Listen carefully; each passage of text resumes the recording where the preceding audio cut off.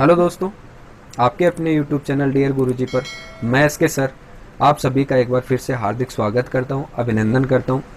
पिछले वीडियो में अपन ने क्वेश्चन हल कर लिए थे, क्वेश्चन नंबर 12 तक। अब 13वां क्वेश्चन देखिए इस वीडियो के माध्यम से। दर्शाइए कि कोई भी धनात्मक विषम पूर्णांक 4q+1 या 4q+3 के रूप का होता है। विषम पूर्णांक की बात कर रहा है, किस बात, कौन सी बात कर रहा है? विषम पूर्णांक की बात कर रहा है। और जहां q क्या है, कोई पूर्णांक संख्या है, जहां q क्या है, हमारी पूर्णांक संख्या है। तो यहां देखो हमारे पास में धनात्मक विषम पूर्णांक के लिए हम अगर ये कहें कि न्यूक्लिड विभाजन प्रमेय का प्रयोग करें इसके रूप में, न्यूक्लिड विभाजन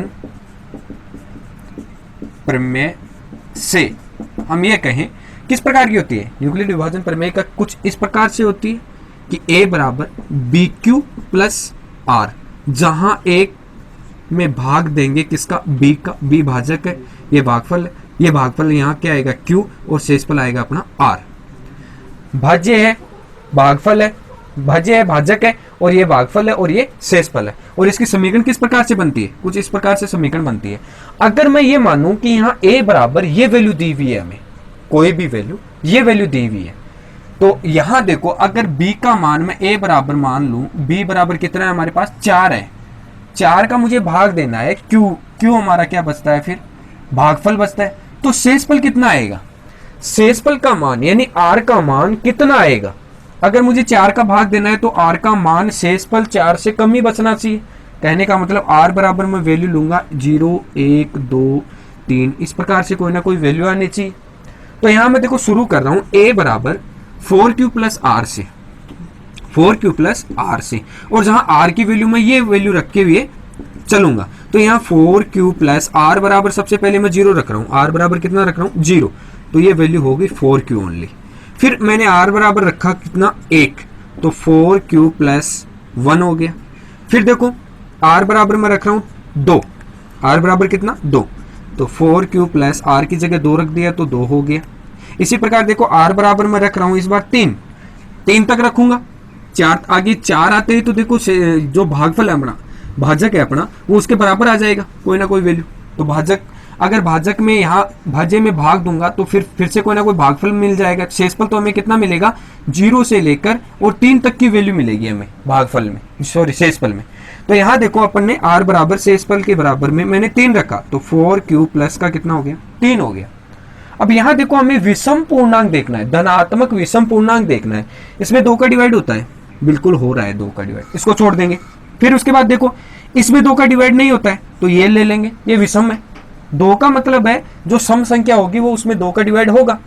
अब इसमें देखो 2 का डिवाइड इसमें तो होता है लेकिन एक में नहीं हो रहा, तो एक तो वैल्यू हो गई अपनी ये वाली, कौन सी, 4q+1 हो गई एक तो हमारी।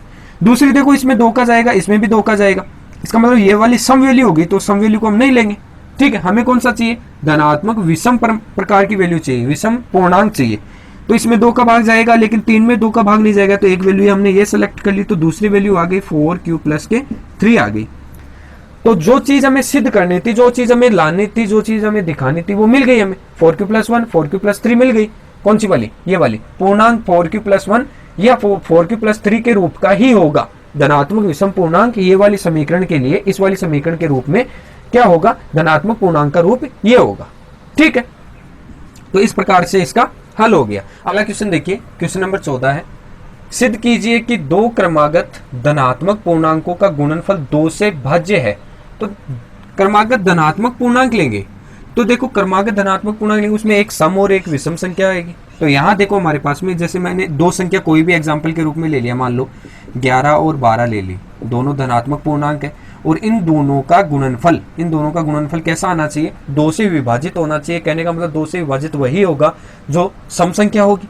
तो कहने का मतलब ये वाली कौन सी है, विषम संख्या है, और ये वाली कौन सी है, इनटू करूंगा तो ये सम संख्या है। और इन दोनों का गुणनफल हमेशा क्या आएगा, सम संख्या ही आएगा, हमेशा क्या आएगा, सम संख्या है। ये तो एग्जांपल लिया था मैंने। अब देखो इस प्रकार की संख्या को मैंने 11 को मान लो n मान लिया, 11 को n मान लिया, और 12 क्या होगा फिर n+1, क्योंकि इससे एक अधिक है, n से एक अधिक है, 11 से एक अधिक है 12। तो यहां देखो मैं इस चीज को इस तरह से लिख सकता हूं, माना प्रथम क्रमागत दो धनात्मक पूर्णांक है तो प्रथम धनात्मक पूर्णांक कितना हो गया, प्रथम धनात्मक पूर्णांक मान लो कितना हो जाएगा, प्रथम धनात्मक पूर्णांक माना n है, तो दूसरा कितना हो जाएगा, दूसरा धनात्मक पूर्णांक, धनात्मक पूर्णांक n+1 का भाग आएगा, n+1 का आएगा। जैसे एग्जांपल लिया था 11, 12, 15 और 16 ले सकते हैं। n मान लो 15 है तो n+1, 15 + 1 कितना होगा, 16 वैल्यू आएगी अपनी, ठीक है। और उन दोनों का गुणनफल 2 से भाजित आएगा, इसका मतलब सम वैल्यू आनी चाहिए, ठीक है, वही अपन को दर्शाना है यहाँ पर। अब यहाँ देखो दोनों वैल्यू का गुणनफल, दोनों वैल्यू का गुणनफल कितना आना चाहिए, 2 से विभाजित आना चाहिए। तो दोनों का गुणनफल क्या होगा, दोनों का गुणनफल बराबर n × n+1 लूंगा मैं, यही लूंगा, ठीक है। तो यहां देखिए क्या होगा, n × n+1 में वैल्यू रखूंगा मैं सबसे पहले n बराबर 1, फिर देखते हैं 2 से विभाजित निकलता है या नहीं निकलता है।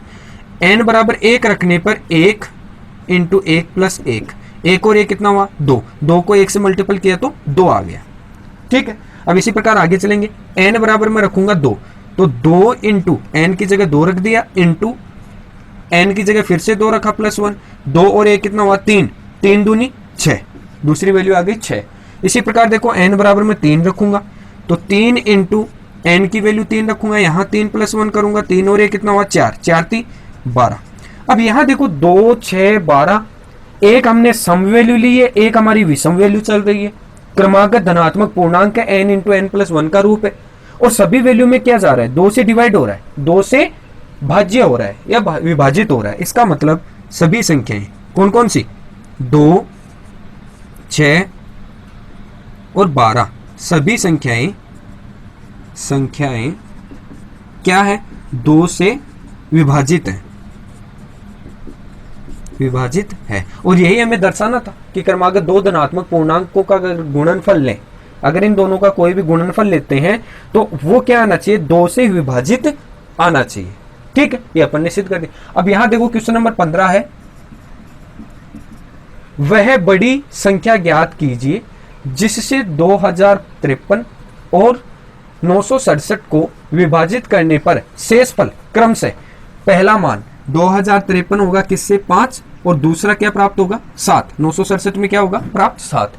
अगर मैं इनमें एक काम करूं, अगर इनमें से मैं ये वाली संख्या जो शेषफल बच रही है वो घटा दूं तो वो एक भाज्य का रूप बन जाएगी, ठीक है।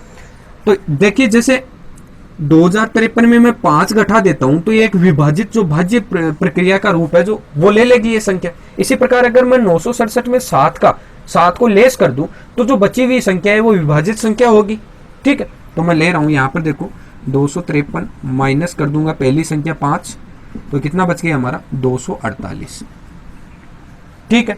अब इसी प्रकार देखो दूसरी वैल्यू है 967 में से मैं क्या घटा दूंगा, 7 घटा दूंगा, शेषफल बचा हुआ है वो शेषफल ही तो घटाऊंगा, इसमें से कितना बच गया, 960 बच गया। अब इन दोनों का अभाज्य गुणनखंड लूंगा, किस किस का, एक तो 2048 का अभाज्य गुणनखंड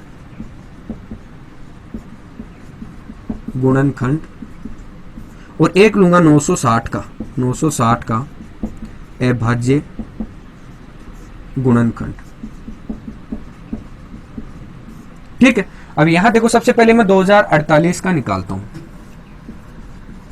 2 का डिवाइड होगा क्योंकि सम संख्या है अंतिम वैल्यू, तो 2 का डिवाइड होगा तो देखो 2 एकम 2, 0, 2, 4 में 2 का दिया 2 बार, 8 में 2 का दिया 4 बार, 1024 आ गया, ठीक है। इसी प्रकार देखो अगली संख्या फिर से 2 का जाएगा क्योंकि सम संख्या है, यहाँ पर 1 में जाएगा नहीं, 10 ले लिया, 5 हो गया, फिर 2 में दिया 1 हो गया, 4 में दिया 2 बार गया, 512, फिर से 2 का जाएगा क्योंकि अंतिम वैल्यू क्या है 2 आ रही है, तो यहाँ 5 में दिया कितनी बार गया 2 बार, 1 बच गया 11 हो गया, 5 दूनी 10, फिर 6 हो गया, 6 दूनी 12, 256, फिर से 2 का जाएगा, 2 एकम 2, 2 दूनी 4, 1 बच गया 8, 128, फिर 2 का जाएगा इसमें कितनी बार, 6 बार इसका गया और 4 बार ये गया, फिर से 2 का जाएगा इसमें भाग क्योंकि सम वैल्यू चल रही है, जब तक इकाई का अंक सम होगा 2 का भाग पूरा जाएगा हमेशा, ठीक है। 2 का भाग दिया 64 में 3 बार, 6 में तो 3 बार गया, 2 और 4 में 2 बार गया, फिर 32 का आधा 16 हो गया, फिर 16 का आधा 8 हो गया, फिर 8 का आधा 4 हो गया, फिर 4 का आधा 2 हो गया, और 2 में 2 का देंगे कितनी बार जाएगा 1 बार। अब ये सभी संख्याएं आ गई गुणनखंड किस रूप में, 2048 का अभाज्य गुणनखंड का रूप आ गई है। कितनी संख्याएं, 1 2 3 4 5 6 7 8 9 10 और 11, 2 की पावर कितनी आई, 11। ये आ गया अपना अभाज्य गुणनखंड किसका, 2048 का, 202 की पावर 11। अब ये अपन ने ले लिया 2 की पावर 11, ठीक है। अब इसी प्रकार मैं दूसरा अभाज्य गुणनखंड करूंगा किसका, 960 वैल्यू का, 960 का। तो यहां देखो 960 में 0 अंतिम अंक है और सम वैल्यू आती है तो 2 का भाग जाता है इसमें, तो 2 का भाग दिया कितनी बार गया, 4 बार, 1 बच गया 8 16 और 0, फिर 2 का दिया 4 में कितनी बार जाएगा, 2 बार, और फिर यहाँ 8 में कितनी बार, 4 बार और 0, फिर 240 में 2 का दिया तो 1 बार, ये 2 बार 0 बार, फिर 2 का देंगे 6 बार 0 बार, 60 का आधा कितना हो गया, 30 हो गया, 30 का फिर से 2 का भाग दिया 30 में तो 15 हो गया, 15 में देखो 3 का जाएगा कितनी बार, 5 बार, और 5 में 5 का जाएगा जो कि एक अभाज्य संख्या है खुद में, ठीक है। तो ये वैल्यू आ गई आपकी अभाज्य गुणनखंड किसका, 960 का। तो 2 कितनी बार है, 1 2 3 4 5 6 बार 2 है, तो 2 की पावर 6 इंटू 3 कितनी बार, 1 बार, इंटू 5 कितनी बार, 1 बार। बाकी वैल्यू को मैं हटा देता हूं यहां, ठीक है। ये अपना आ गया क्या, इसका अभाज्य गुणनखंड 960 का। अब हमें यह देखना है कि बड़ी संख्या ज्ञात कीजिए। तो बड़ी का मतलब हो गया इसकी जो अधिकतम घात, जो कॉमन फैक्टर आ रहा है, यानी एचसीएफ देखेंगे। तो यहां देखो 900 एचसीएफ किसका, 2048 और 960 का, तो कितना हो जाएगा, बड़ी घात कितनी है, देखो यहाँ देखो 2 की घात 6 इसमें भी है, 2 की घात 6 इसमें भी है, दोनों में मौजूद है। 3 यहाँ है लेकिन ऊपर नहीं है तो वो नहीं लेंगे, 5 यहाँ पर है लेकिन इसमें भी नहीं है, वो भी नहीं लेंगे, क्योंकि कॉमन फैक्टर लेना है अपने को। तो 2 की घात कितनी हो गई, 6 हो गई। इसका रूप किस प्रकार से बन सकता है, 2 इंटू 2 इंटू 2 इंटू 2 इंटू 2, 3 2 5 और 1 ये 6, 2 दूनी 4, 4 दूनी 8, 8 दूनी 16, 16 दूनी 32, 32 दूनी 64।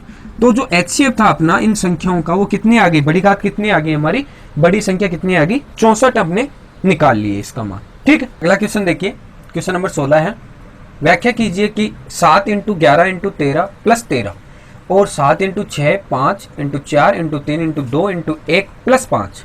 यहाँ ध्यान रखें 2 जगह यहाँ प्लस दे रखा है अपन को, ठीक है, एक ये वाला एक ये वाला। और हमें क्या करना है, इनका व्याख्या करनी है कि ये एक अभाज्य भाज्य संख्या का रूप है, ठीक है। तो भाज्य कब होगा, जब इन संख्याओं का में अभाज्य गुणनखंड रूप मिल जाए या अभाज्य गुणनखंड संख्या मिल जाए, तब ये किस प्रकार की संख्या हो जाएगी, भाज्य रूप की संख्या हो जाएगी। तो यहां देखो अपन क्या करते हैं, सबसे पहली वैल्यू लेते हैं 7 इंटू 11 इंटू 13 प्लस 13 में चेक करेंगे। सबसे पहले देखो यहाँ 13 और 13 दोनों जगह कॉमन आ रहा है, 13 और 13 क्या आ रहा है, कॉमन आ रहा है। तो इसमें से 13 और इसमें से 13 मैं बाहर निकाल लेता हूं, तो यहाँ कितना बचेगा, 7 इंटू 11 प्लस यहाँ 13 बाहर आ गया तो 1 बच गया। इसका मतलब ये एक 13 इसका अभाज्य गुणनखंड का रूप है जो कि दोनों में कॉमन आ रहा है, ठीक है। तो अतः 13 एक अभाज्य गुणनखंड का रूप है, वो भी किस संख्या का, इस संख्या दी हुई संख्या का। इसी प्रकार सेकंड वाला चेक करेंगे, 7 into 6 into 5 into 4 into 3 into 2 into 1 plus 5, ठीक है। अब इसमें इन दोनों में से इन संख्या, देखो यहाँ 2 पार्ट बने हैं, एक पहला पार्ट ये है और दूसरा पार्ट इतना था है। इन दोनों में से मुझे क्या लेना है, कॉमन वैल्यू लेनी है। अगर कॉमन वैल्यू आती है तब तो उसका एक अभाज्य गुणनखंड होगा, ठीक है, अदरवाइज नहीं होगा, वो संख्या भाज्य का रूप होगी, ये संख्या भाज्य का रूप होगी इसी प्रकार से। तो यहाँ देखो दोनों में क्या लिया मैंने, 5 कॉमन ले लिया, तो यहाँ क्या बचा, 7 इंटू 6 इंटू 5 तो कॉमन आ गया, इसके जगह 1 बच गया, into 4 into 3 into 2 into 1 plus 5 भी कॉमन आ गया, तो क्या बच गया 5। अब अगर इन दोनों में से कॉमन वैल्यू फैक्टर बाहर आ गया, इसका मतलब ये एक किस रूप का हो गई, संख्या किस रूप की हो गई, एक अभाज्य गुणनखंड का रूप हो गई। अतः 5 या 1 अभाज्य गुणनखंड का रूप है। और कौन सी संख्या का, इस वाली संख्या का रूप है, ठीक है। अब इस प्रकार से देखो अगला क्वेश्चन करेंगे, यदि दो संख्याओं 306 और 657 का में से एचसीएफ 9 हो तो इसका एलसीएम ज्ञात कीजिए। तो सबसे पहले देखो अपन क्या करेंगे, इसका फॉर्मूला आना चाहिए, एचसीएफ और एलसीएम दोनों दिए हुए हैं, तो किस प्रकार से इन संख्याओं का गुणनफल करके अपन ज्ञात कर सकते हैं। तो इसका फॉर्मूला देखो अपन ने 5-7 क्वेश्चन में पीछे भी कर लिया है। HCF a, b की जगह मान कितना है, दो संख्याएं कितनी है, 306 और 657 है। इन दोनों का HCF कितना है, 9 है। इसी प्रकार देखो LCM हमें ज्ञात करना है। LCM क्या करना है, ज्ञात करना है। तो इसका फॉर्मूला किस प्रकार से हो जाएगा, देखो HCF a, b into LCM a, b बराबर होता है जो संख्याएं हैं उनका गुणनफल के बराबर, a क्रॉस b के बराबर। ठीक है, यहां देखिए a और b क्या है, ये दो संख्याएं हमारी। a बराबर हमारा 306 है और b बराबर हमारा 657 है। तो देखो HCF का मान दिया हुआ है कितना, 9 इंटू LCM हमें ज्ञात करना है कितना, a की जगह 306 और b की जगह 657 बराबर a की जगह 306 इंटू b की जगह 657। अब हमें जो मल्टीपल में है उसका क्या लगाएंगे, यहाँ भाग लगाएंगे। ठीक है, तो लगा दो LCM बराबर LCM 306, 657 बराबर 306 इंटू 657 बटे 9। अब इस 9 का क्या करेंगे, इसमें डिवाइड कर देंगे। देखो 3 से डिवाइड हो जाएंगे, 102 हो गया 3 से, ये वाला 3 बार हो गया, फिर से ये 3 से डिवाइड हो रहा है, 3 का 1, 3 3 9, 1 बच गया, 4 3 12, वैल्यू बच गई हमारे पास में 34 इंटू 657। ठीक है, इसको इससे मल्टीप्लाई करेंगे तो वैल्यू कितनी आ जाएगी हमारी, 22338 आएगी, 22338। इसको आप रफली मल्टीपल करके देख लेना, इसके गुणांकों की जो मल्टीपल है वो कितना आएगा, 22338, जो कि हमारा क्या है, LCM है, किस वैल्यू का, 306 और 657 का। ठीक है, अब अगला क्वेश्चन देखिए, क्वेश्चन नंबर 18 है। एक आयताकार बरामदा 18 मीटर और 72 सेंटीमीटर लंबा है तथा 13 मीटर और 20 सेंटीमीटर चौड़ा है। इसमें समान विमाओं वाली वर्गाकार टाइल लगानी है। ठीक है, इस प्रकार की टाइलों की न्यूनतम संख्या ज्ञात करनी है कि कितनी टाइलें इसमें लगेगी। तो सबसे पहले देखो, सबसे पहले ये जो लंबाई दे रखी है किसकी, बरामदे की, तो वो निकालेंगे। बरामदे की, क्योंकि ये मीटर में और सेंटीमीटर दोनों में दे रखा है कि लंबाई कितनी हो जाएगी। देखो ये 18 मीटर है और प्लस में 72 सेंटीमीटर है, तो इसको मीटर को मैं किस में, सेंटीमीटर में चेंज कर दूं तो क्या हो जाएगा इसका, 1800 मीटर सेंटीमीटर प्लस 72 सेंटीमीटर, कितना हो गया, 1872 सेंटीमीटर हो गया इसका मान। ठीक है, इसी प्रकार बरामदे की, अब दोबारा से देखो, बरामदे की चौड़ाई देखूंगा मैं, तो चौड़ाई कितनी हो जाएगी, देखो चौड़ाई है इसकी 13 मीटर प्लस 20 सेंटीमीटर, और इसको मैं मीटर को सेंटीमीटर में चेंज करूंगा तो 1300 सेंटीमीटर प्लस 20 सेंटीमीटर हो गया, तो 1320 हो गया सेंटीमीटर हो गया, दोनों सेंटीमीटर में आ गए। अब हमें देखो क्या देखना, क्या है, वर्गाकार टाइलों की, टाइल किस रूप की आएगी, कितने सेंटीमीटर की आएगी टाइल्स, वो देखना है। तो सबसे पहले हम देखेंगे इसका कॉमन मान, मतलब HCF देखेंगे इनका। HCF कैसे निकलता है, इन दोनों का अलग अलग HCF निकलता है, इन दोनों को साथ में लेकर चलेंगे तो LCM निकलेगा।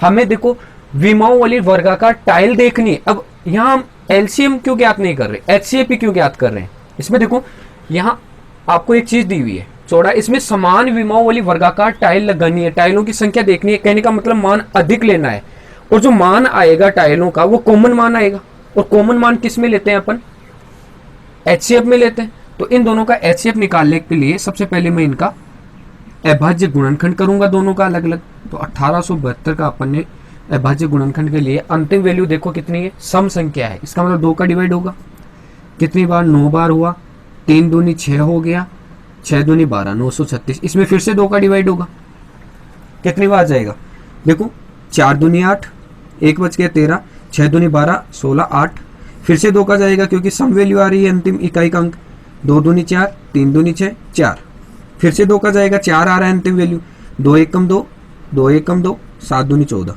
अब 117 में देखो, 117 में किसका भाग जाएगा, 3 का जाएगा, देखें 1 प्लस 2 कितना हुआ, 2, 2 और 7 कितना हुआ, 9, 9 हो रहा है, संख्याओं का योग 9 हो रहा है, जो कि क्या है, 3 का गुणांक है।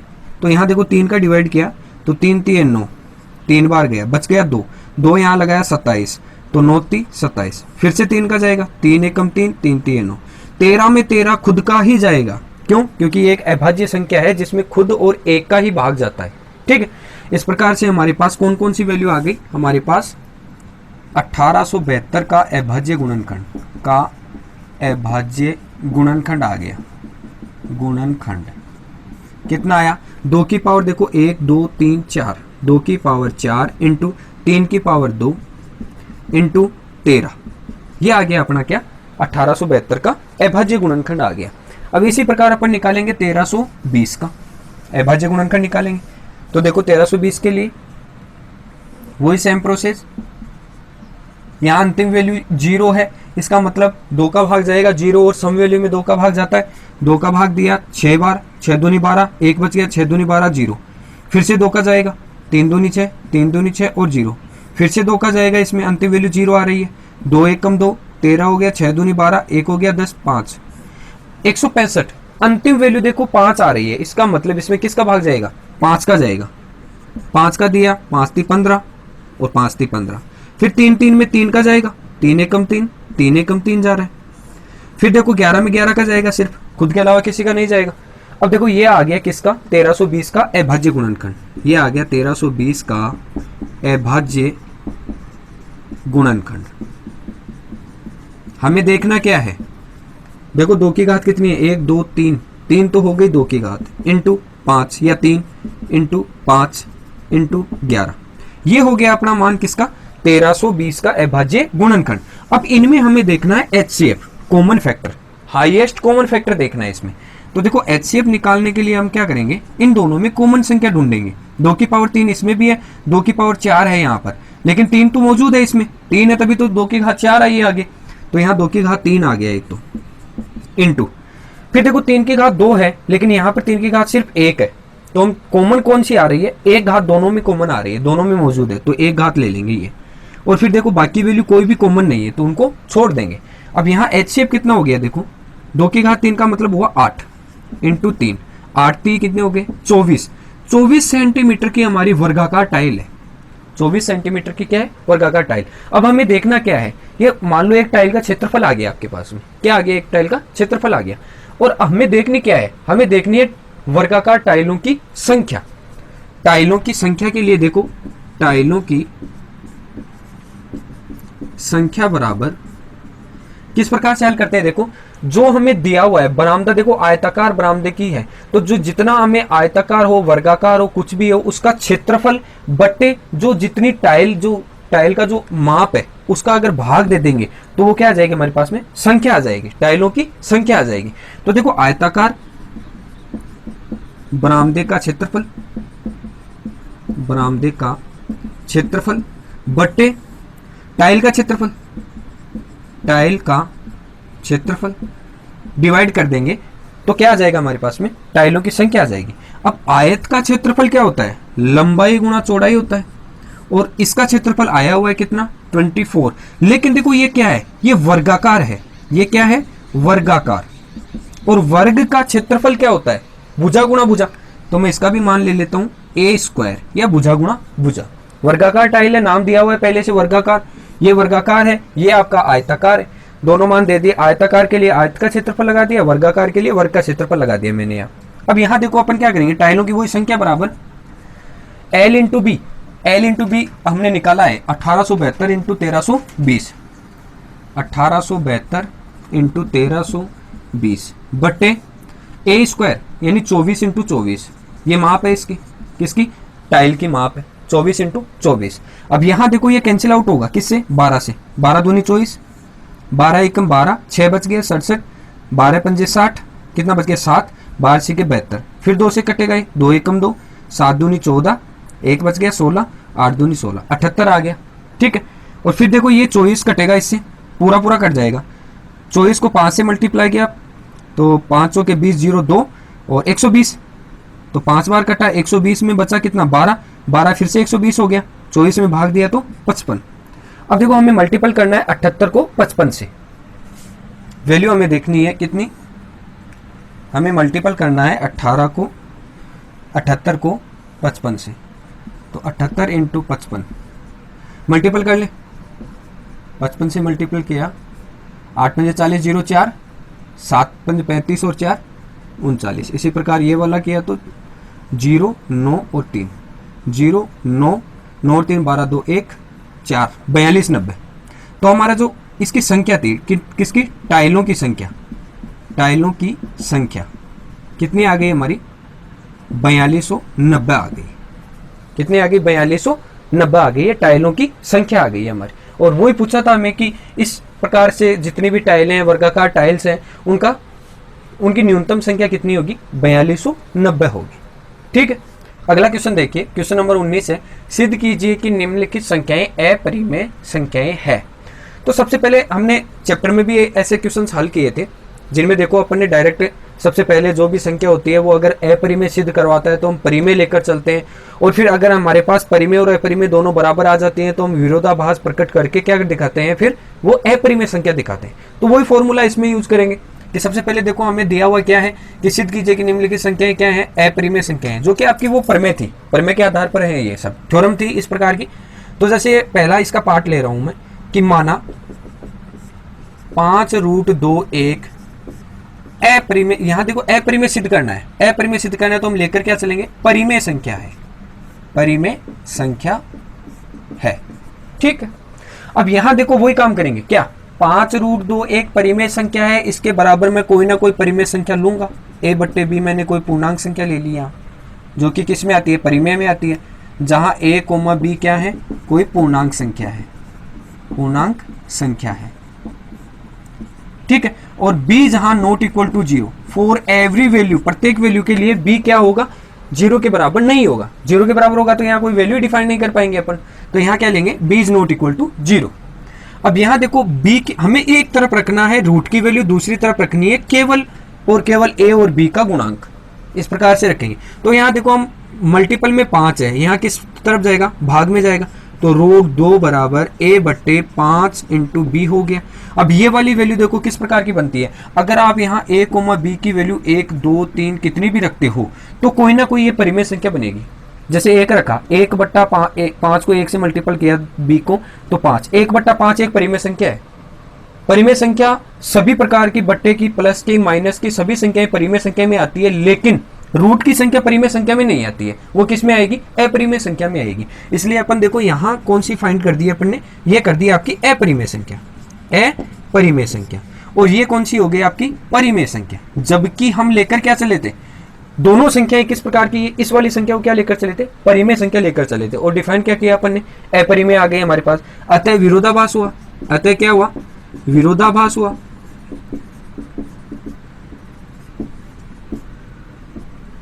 तब जो दी हुई संख्या वो किस प्रकार की है, 5√2 एक अपरिमेय संख्या है, एक अपरिमेय संख्या है। ठीक है, इस प्रकार से दूसरा, तीसरा और चौथा पार्ट करेंगे। देखो सबसे पहले अपन इसमें भी क्या करेंगे, सेकंड वाले पार्ट में देखो दिया हुआ मान है हमारे पास में 2/√7। तो सबसे पहले इसका क्या करेंगे, सेकंड वाले पार्ट की बात कर रहा हूं मैं। अब सबसे पहले इसका परिमेयकरण करेंगे, 2/√7 का परिमेयकरण करेंगे। तो परिमेयकरण देखो किस प्रकार से करते हैं, 2/√7 जितनी वैल्यू नीचे रूट में है उतनी ही वैल्यू से मैं क्या करूंगा, ऊपर नीचे मल्टीपल कर दूंगा। ठीक है, √7 को √7 से किया तो नीचे तो बन गया 7, और ऊपर 2 को √7 से किया तो 2√7 बन गई वैल्यू हमारी। ठीक है, अब यहां इस वैल्यू के बराबर हम मानेंगे कोई ना कोई परिमेय संख्या। माना वही प्रोसेस, माना 2√7/7 एक कौन सी संख्या है, परिमेय संख्या है, परिमेय संख्या है, संख्या है। और जहां 2√7/7 के बराबर में कोई ना कोई पूर्णांक संख्या मान सकता हूं जो कि परिमेय संख्या का रूप होता है, तो माना a, b बराबर मैंने मान लिया क्या, कोई पूर्णांक संख्या मान लिया मैंने, पूर्णांक संख्या है, और b is not equal to 0 के रूप की होगी, वो b is not equal to 0 का रूप होगा। अब देखो हम क्या करेंगे, यहां पर b is not equal to 0 लेना है प्रत्येक वैल्यू की जगह, एक तरफ हमें रूट की वैल्यू रखनी है और दूसरी तरफ हमें बिना रूट की, जिसके साथ a और b का मान के रूप की लेनी है। तो यहां देखो क्या हो जाएगा हमारे पास, √7 बराबर जो चीज बट्टे में है वो जाएगी ऊपर मल्टीपल में, 7a बट्टा b है वो जाएगा, देखो 2 मल्टीपल में है, ये जाएगा नीचे b की तरफ तो 2b। अब इसमें आप a, b का कोई भी मान रख सकते हैं। तो हमें किस प्रकार की वैल्यू प्राप्त होगी? एक परिमेय रूप की प्राप्त होगी। वैल्यू किस रूप की आएगी? परिमेय का रूप आएगा। और जबकि इस तरफ देखो रूट की संख्या चल रही है जो कि किस प्रकार की होती है? अपरिमेय के रूप की होती है। ये कौन सी होती है? अपरिमेय के रूप की होती है। ये अपरिमेय हो गई, ये परिमेय हो गई। जबकि हम लेकर क्या चले थे? टोटल वैल्यू को परिमेय रूप लेकर चले थे, और आ क्या रही है? अपरिमेय भी आ रही है। तब विरोधाभास होगा, तब अपरिमेय, तब जो ली हुई संख्या है, ली हुई संख्या है वो किस रूप की आ रही है? विरोधाभास आ रहा है। संख्या का विरोधाभास आ रहा है। तब कितनी, कौन सी संख्या? 2/√7 एक अपरिमेय संख्या है, एक अपरिमेय संख्या है। ठीक है। इसी प्रकार से देखो अगला पार्ट है इसका 3/2√5। अगला पार्ट है हमारा 3/2√5। अब इसका भी परिमेय करना पड़ेगा इसका भी, क्योंकि बट्टे में आ रहा है मान। 3/2√5 है। इसका परिमेयकरण करेंगे, रूट की संख्या का परिमेयकरण करेंगे तो क्या लिखेंगे इसको? 3/2√5 इंटू √5/√5। √5 को √5 से किया तो 5 हो गया, ऊपर वैल्यू बच गई हमारी 3√5 बट्टे ये 5 हो गया, इंटू 2 ऑलरेडी है, तो न्यू वैल्यू बन गई अपने 3√5/5 दूनी 10। ठीक है, इस प्रकार की वैल्यू बन गई। अब इसमें वही काम, वही प्रोसेस, माना परिमेय लेकर चलेंगे इसको। 3√5/10 एक कौन सी संख्या है? परिमेय संख्या है, परिमेय संख्या है। तब कोई ना कोई वैल्यू भी लेंगे परिमेय संख्या की, कोई ना कोई मान भी लेंगे। तो 3√5/10 बराबर a/b, जहां a और b क्या है? कोई पूर्णांक वैल्यू है। सभी क्वेश्चंस एक ही तरह के होंगे, कोई ना कोई पूर्णांक संख्या है। और b is not equal to 0 होगा फॉर एवरी वैल्यू, प्रत्येक वैल्यू के लिए b 0 के बराबर नहीं होगा। ठीक है। सेम प्रोसेस इसमें भी करेंगे, रूट की संख्या एक तरफ रखेंगे, बाकी वैल्यू को उस तरफ a और b की तरफ भेज देंगे। तो यहां देखो 3√5 बराबर मैं लिख सकता हूं 10a/b, क्योंकि जो बट्टे में होता है वो मल्टीपल ऊपर जाएगा और जो गुणा में होता है वो नीचे आएगा। तो √5 बराबर क्या वैल्यू आ गई? 10a/3b। अब यहां a और b की कोई भी वैल्यू रख लो, 1 2 3, कितनी भी वैल्यू रख लो, प्लस या माइनस में बट्टे की संख्या भी रख लो, तो भी हमारे पास कौन सी प्रकार की संख्या आएगी? परिमेय प्रकार की संख्या आएगी। इस तरफ वाली वैल्यू प्रत्येक क्या आएगी? हमारी परिमेय संख्या आएगी। जबकि √5 क्या है? एक अपरिमेय संख्या है। इस तरफ क्या है? हमारी अपरिमेय संख्या है, अपरिमेय संख्या है। अतः क्या हो रहा है? यहां विरोधाभास हो रहा है, विरोधाभास, अतः विरोधाभास हो रहा है। तब जो दी हुई संख्या है 3/2√5 एक क्या है? अपरिमेय संख्या है। हमने परिमेय संख्या लेकर चले थे और अपरिमेय, हमारे पास अपरिमेय प्राप्त हो रहा है, इसका मतलब विरोधाभास हो रहा है। और विरोधाभास हो रहा है, जो लेकर चले थे उससे उल्टा प्राप्त हो रहा है, इसका मतलब वही है, अपरिमेय संख्या ही है।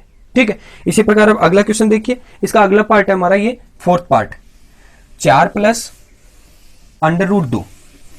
तो इसको भी वही ऐसी प्रोसेस से हल करेंगे। 4 प्लस, इसका 4th पार्ट है √2। तो इसमें देखो माना डायरेक्ट संख्या, इसका परिमेयकरण जो बट्टे की संख्या आती है उन्हीं का करेंगे। ठीक है, हल करने के लिए माना 4 + √2 एक क्या है? परिमेय संख्या है, परिमेय संख्या है। तब अपन क्या ले सकते हैं? 4 + √2 का बराबर 1/b, कोई भी मान जो कि a, b क्या है? कोई पूर्णांक संख्या ले सकते हैं, कोई पूर्णांक संख्या है माना, और जहां b is not equal to 0 होगा, फॉर एवरी मान b is not equal to 0 होगा। ठीक है। अब यहां देखो √2 को यहां रखना है, बाकी वैल्यू को इस तरह भेजूंगा, तो √2 बराबर क्या लिखूंगा? a/b माइनस के 4/1 करूंगा, क्योंकि ये 4 इस तरफ जाएगा, किस में जाएगा? माइनस में जाएगा। यहां मैं लघुत्तम लूंगा तो क्या आएगा? √2 बराबर a माइनस के 4b/b आएगा। अब यहां भी आप कोई भी वैल्यू a और b की कोई भी 1 2 3 कितनी भी वैल्यू रख दो, यहां पर प्लस या माइनस की वैल्यू आएगी और बट्टे की संख्या आएगी, यानी p/q का रूप आएगा, जो कि क्या है? एक परिमेय संख्या है। रूट की संख्या नहीं आएगी इस तरफ। और दूसरी तरफ देखो हमारी पास क्या आ रही है, अपरिमेय संख्या आ रही है। रूट का मतलब अपरिमेय संख्या आ रही है, जबकि लेकर क्या चले थे, परिमेय संख्या। प्राप्त क्या हो रही है, अपरिमेय संख्या। विरोधाभास हो रहा है, जो लेकर चले थे वही आनी चाहिए थी, इसका उल्टा आ रहा है। इसका मतलब अतः विरोधाभास से जो दी हुई संख्या हमारी कौन सी, 4 प्लस रूट 2 क्या है, एक अपरिमेय संख्या है, एक अपरिमेय संख्या है। ठीक है, अगला क्वेश्चन देखिए। हम इस चैप्टर का लास्ट क्वेश्चन है, निम्न परिमेय संख्याओं के हर के अभाज्य गुणनखंड के बारे में आप क्या कह सकते हैं। हर का देखना है, हर का मतलब बटे की संख्या का हमें अभाज्य गुणनखंड देखना है, वो किस प्रकार का है, शांत है या अशांत प्रवृत्ति का है, वो हमें देखना है।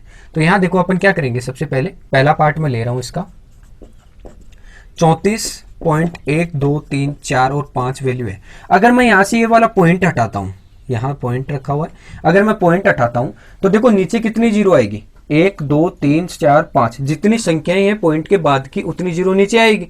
तो देखो मैं इसको क्या इस प्रकार से लिख सकता हूं, 34.1234 और 5, यहां पॉइंट हटाऊंगा तो नीचे देखो कितनी जीरो आएगी, 1 2 3 4 5, तो 10 की पावर में 5 लिख सकता हूं, इसको 10 की पावर 5 लिख सकता हूं यहाँ।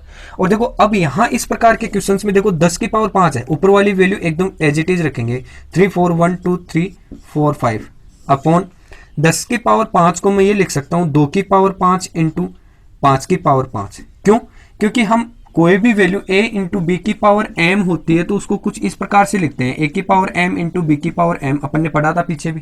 ठीक है, इस प्रकार की वैल्यू को डायरेक्ट ये भी लिख सकते हैं, या ये वैल्यू आए तो इसको इस प्रकार से ओपन कर सकते हैं इसको। अब 2 की पावर 5 इंटू 5 की पावर 5 है। ठीक है, ये किस रूप की संख्या है, ये किस रूप की संख्या है, 2 की पावर m इंटू 5 की पावर n का रूप है। और इस प्रकार का रूप अगर बनता है तब वो संख्या किस प्रकार की होती है, वो फिर शांत दशमलव प्रवृत्ति की, शांत दशमलव प्रवृत्ति की संख्या है। ये इसका हल हो गया। 2 की पावर m इंटू 5 की पावर n का अगर रूप बनता है तब तो होगा वो शांत दशमलव, और अगर इसका रूप नहीं बनता है तो वो क्या होगा, अशांत रूप बन जाएगा। अब यहां देखो इसी का सेकंड पार्ट है, देखेंगे यहां बार आ रहा है, इस बार का मतलब क्या है, ये दो संख्याएं, ये संख्याएं बार बार रिपीट होगी आगे, पॉइंट के आगे की संख्या 1 2 3 4 5 6 7 8 9, और इसी प्रकार से ये संख्या क्या होगी, आगे तक रिपीट होती जाएगी। इस बार का मतलब ये है ये संख्या आगे तक रिपीट होती जाएगी। तो अगर मैं यहाँ वाली पहली वाली संख्या का मान मैं घटा दूं, यहाँ पॉइंट हटा दूं, तो यहाँ 10 की पावर 9 जरूर आ जाएगी। ठीक है, लेकिन फिर देखो आगे भी तो संख्या है, यही रिपीट हो रही है संख्या, तो इसका कोई निश्चित मान नहीं आ रहा हमारे पास में, इसका कोई निश्चित मान नहीं आ रहा। और निश्चित मान के साथ साथ नहीं इसके हर में 10 की पावर में या फिर 2 की पावर m या 5 की पावर n का रूप भी नहीं बन रहा, भी नहीं बन रहा। तो इस प्रकार का जो भी क्वेश्चंस आएगा जिसमें एक निश्चित मान नहीं आएगा हमारे पास में पॉइंट के बाद, तो उसका एक दशमलव रूप भी नहीं बना सकते नीचे, 2 की पावर m या 5 की पावर n का रूप भी नहीं बना सकते नीचे की तरफ। तो अगर ये रूप नहीं बनता है तो उस कंडीशन में हम क्या लिखते हैं, देखो ये रूप बनता है तब तो शांत लिखते हैं, और अगर ये रूप नहीं बनता है तब अपन इसको क्या कहेंगे, अशांत प्रवृत्ति कहेंगे, अशांत दशमलव प्रवृत्ति, अशांत दशमलव प्रवृत्ति है ये। ठीक है, इस प्रकार के क्वेश्चंस को ऐसे हल करेंगे। तो यहां देखो हमारे पास में ये क्वेश्चन नंबर 20 था, इसका लास्ट चैप्टर का ये दोनों क्वेश्चन हल हो गए। अगर आपको ये वीडियो अच्छा लगा, ये सॉल्यूशंस आपको समझ में आए, तो इस वीडियो को लाइक शेयर और सब्सक्राइब जरूर करें। धन्यवाद।